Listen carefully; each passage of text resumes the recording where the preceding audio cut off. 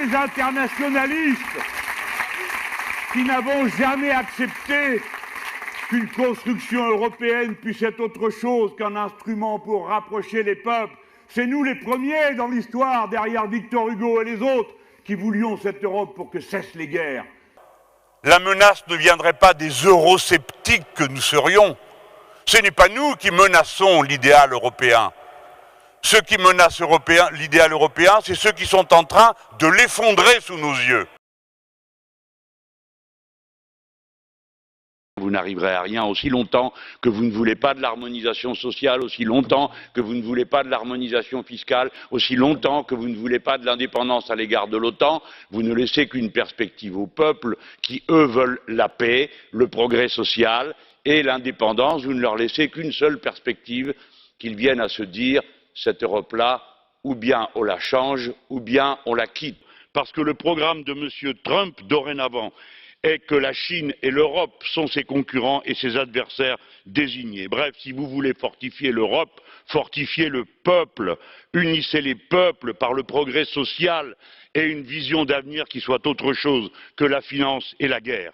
La France va bientôt voter et l'Allemagne tout autant. J'espère que ce soit l'occasion de vous faire une nouvelle proposition européenne que celle que vous nous faites vivre. Et là, ça va vraiment mal, parce qu'en Europe, il y a vraiment un bruit de botte dans l'Union européenne. Comme ils ne savent plus quoi faire. En quoi consiste l'Europe? Il faut dire c'est l'Europe sociale, tout le monde éclate de rire, leur donne des gifles.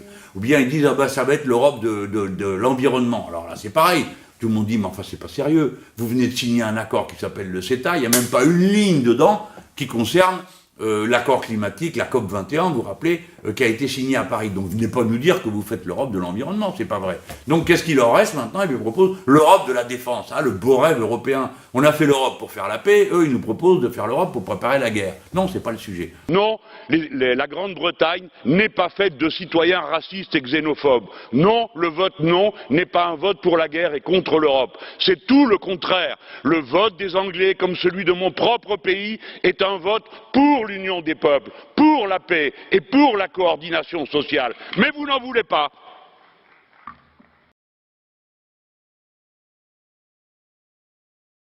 Le plan A, c'est on discute et on essaye de s'arranger. Parce que il ne faut pas dire, allez hop, on tourne la page comme ça, on s'en va. Et un plan A qui prévoit que l'on finisse avec le libre-échange en faveur du protectionnisme coopératif, que l'on finisse avec l'interdiction de l'harmonisation sociale, que l'on finisse avec l'interdiction de l'harmonisation fiscale. Le plan A, c'est négocier raisonnablement en disant aux gens avec qui nous parlons, les partenaires, attendez, moi je pense qu'il faut toujours faire la preuve de sa bonne volonté et de sa capacité à discuter. Sortir des traités, ça veut dire notamment que l'harmonisation fiscale, l'harmonisation sociale seront rendues possibles. Et ça veut dire que le statut de la Banque centrale européenne sera changé, car pour l'instant, c'est l'euro, c'est la banque.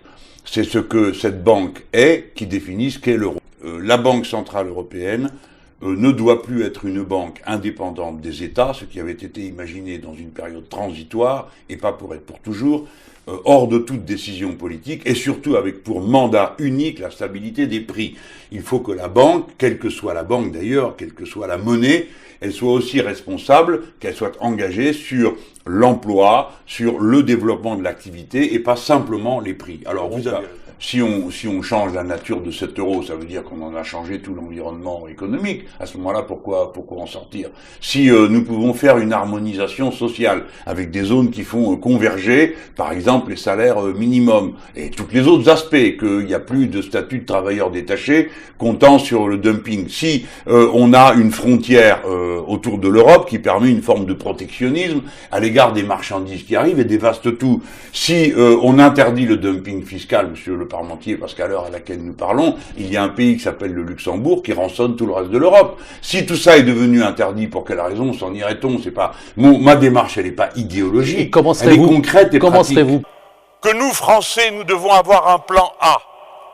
Nous venons et nous disons à nos partenaires, il faut sortir des traités. En tout cas, nous n'obéirons plus aux traités qui prévoient les travailleurs détachés, c'est-à-dire la délocalisation dans chaque usine de la main-d'œuvre.